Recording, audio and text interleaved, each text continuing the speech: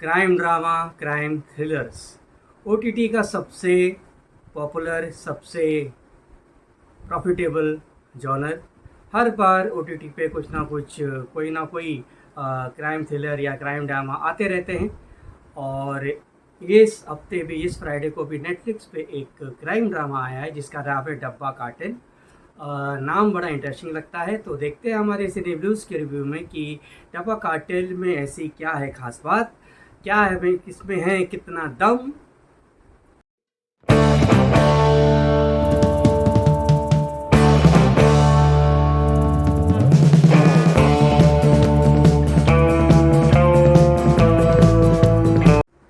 डब्बा कार्टेल नाम सुनते ही लगता है कि डब्बे के पीछे कुछ तो हो रहा है, कुछ तो गड़बड़ है। और ये कहानी है एक टिफ़िन सर्विस चलाने वाले की, शालिनी पांडे। उनकी बा की भूमिका, उनकी सासू माँ की भूमिका निभा रही हैं शबाना आज़मी। और उनके पति हैं जो एक फार्मास्यूटिकल कंपनी में काम करते हैं, और उस फार्मास्यूटिकल कंपनी है, बड़ी सी फार्मास्यूटिकल कंपनी है। उनके बॉस हैं जीशु सेन गुप्ता। और इस कंपनी के ऊपर एक इंक्वायरी बैठी गई है, जो कि वो एक कोई ड्रग्स बनाती थी जो आगे जाके लोगों को उस ड्रग की एडिक्शन हो जाती है।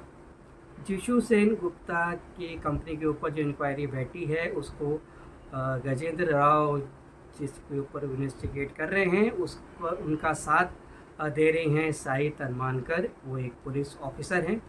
और ये जो कहानी है फार्मास्यूटिकल कंपनी की, और ये जो टिफ़िन सर्विस है जो शालिनी पांडे चला रही हैं, ये दोनों कहानियाँ आगे जाके जुड़ती हैं।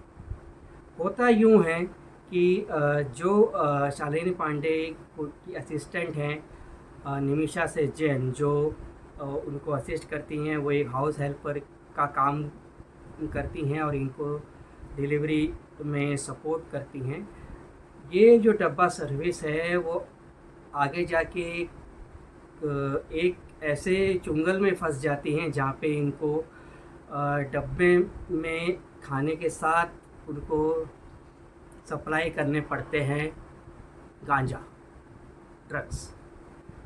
और ये चलते चलते ये बिज़नेस में कुछ ऐसा होता है कि बा जो है वो इस बिज़नेस में आगे आ जाती हैं। बा का कुछ बहुत ही ख़तरनाक पास्ट है, और ये बिज़नेस बहुत ज़्यादा बढ़ना शुरू हो जाता है। और इसके कारण वहाँ के एक अंडरवर्ल्ड डॉन हैं जिसमें स्पेशल अपीयरेंस में हैं सुनील ग्रोवर। उसको इस ड्रग्स के फैलाव से, इस सप्लाई से उनके धंधे पे असर होने लगता है। और कैसे ये फार्मास्यूटिकल कंपनी की इंक्वायरी और ये डब्बा सर्विस में जो ड्रग्स सप्लाई हो रहा है, ये दोनों चीज़ें एक पॉइंट पे आके मिलती हैं, और किस तरह से इन सारी लोगों की ज़िंदगी में उतार चढ़ाव आता है, कैसे ये ज़िंदगियाँ बदल जाती हैं। इसमें भी और इंटरेस्टिंग कैरेक्टर्स आते हैं। अंजलि आनंद जो कि एक रियल एस्टेट ब्रोकर है, वो भी इस टिफ़िन सर्विस में शामिल हो जाती हैं। और फिर इसके अंदर लिलित दुबे हैं, जो कि इस टिफ़िन सर्विस में जिस तरह से वो माल सप्लाई किया जा रहा है, तो इस डिस्ट्रीब्यूशन में वो आगे जाके बहुत बड़ी भूमिका वो इसके अंदर निभाती हैं। ये जो कहानी है इंटरेस्टिंग तरीके से लिखी गई है, इसका प्लॉट बहुत इंटरेस्टिंग है, बहुत ही मंजे हुए कलाकार इसके अंदर लिए गए हैं। और इसे डायरेक्ट किया है हितेश भाटिया ने, जिन्होंने शर्मा जी नमकीन करके एक फिल्म आई थी जो उन्होंने बनाई थी, जो कि ठीक ठाक थी। और अब पूरा जॉनर उन्होंने अपना चेंज किया है, वो इस क्राइम थ्रिलर के जॉनर में आए हैं। और जब शबाना आज़मी की एंट्री बाघ के रूप में, एक उनकी एंट्री इस अंडरवर्ल्ड के इस ड्रग के सप्लाई में जब उनकी एंट्री होती है, तो मुझे सीधा कनेक्शन गॉड मदर 1999 की एक फ़िल्म है गॉड मदर, जिसमें शबाना आज़मी एक फीमेल वुमन डॉन की भूमिका उन्होंने निभाई थी, सीधा मुझे उसका रिफ्लेक्शन हुआ। ये फ़िल्म आप गॉड मदर जियो हॉटस्टार पे देख सकते हैं। उसका ये थोड़ा-सा रिफ्लेक्शन क्या काफ़ी हद तक मुझे रिफ्लेक्शन लगा, क्योंकि यहाँ पे भी वो बा बने हैं, गुजराती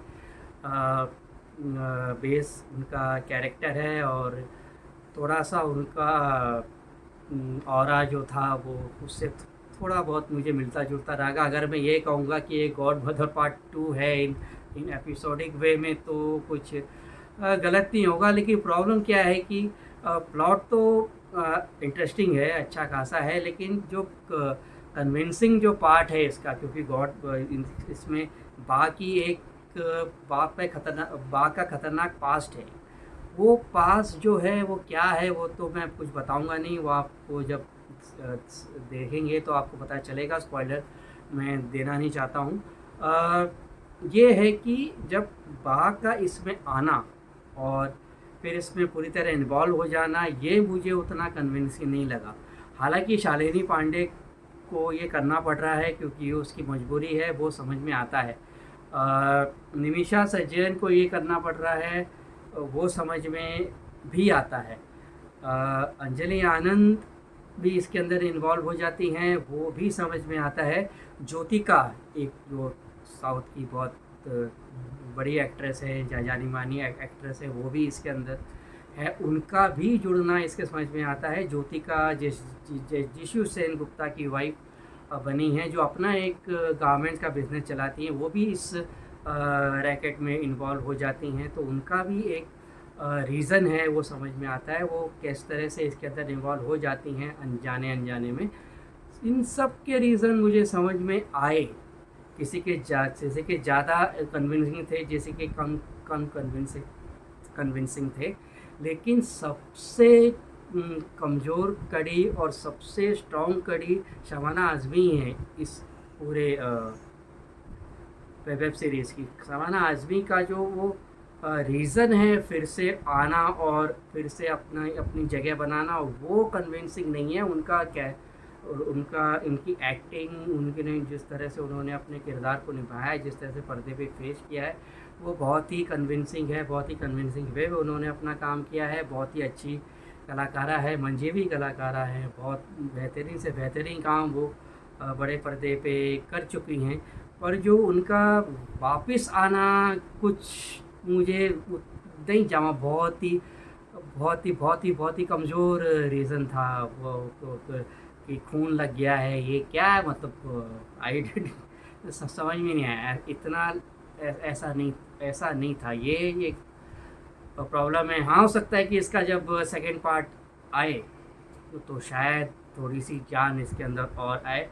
एक्सेल एंटरटेनमेंट के बैनर तले ये बनी है। पर एक्सेल एंटरटेनमेंट का ये हफ़्ता काफ़ी इंटरेस्टिंग है। एक तो उन्होंने एक बहुत ही मास्टरपीस उन्होंने रिलीज़ किया है, सुपर वॉइस ऑफ मालेगांव, वो तो दिल को काफ़ी छू गई। अब ये वेब सीरीज़ ठीक है, ये बुरी नहीं है, मैं ये नहीं कह रहा हूँ कि ये बुरी है, पर इसमें काफ़ी कुछ सुधार हो सकता था, बहुत बहुत अच्छी बन सकती थी। शबाना आज़मी का जो कैरेक्टर था वो पास्ट उन्होंने बताया, लेकिन जो उसका वापस आने में थोड़ा और कन्विंसन और पंच और पावर होता तो बहुत मज़ा आया। पूरे 7 में नहीं आया, 3-4 में तो आया।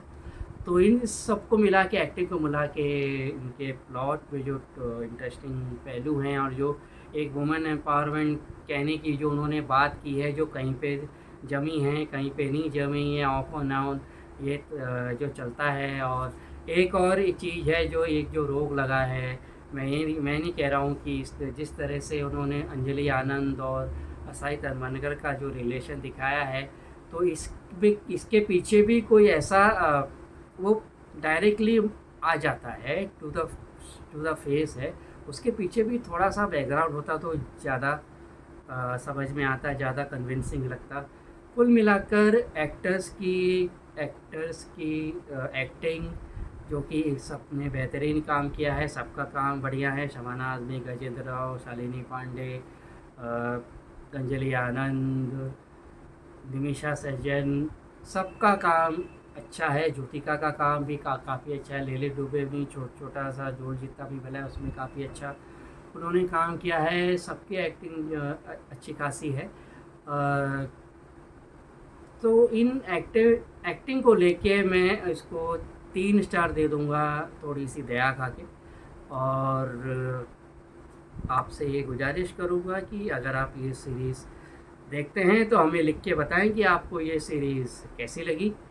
और हमारा चैनल अभी तक फॉलो नहीं किया है तो हमारा चैनल फॉलो करें। ऑनेस्ट रिव्यू देखने की हम पूरी कोशिश करते हैं, आगे भी करते रहेंगे। तब तक के लिए मैं आपका विशाल वर्मा आपसे इजाज़त चाहूँगा।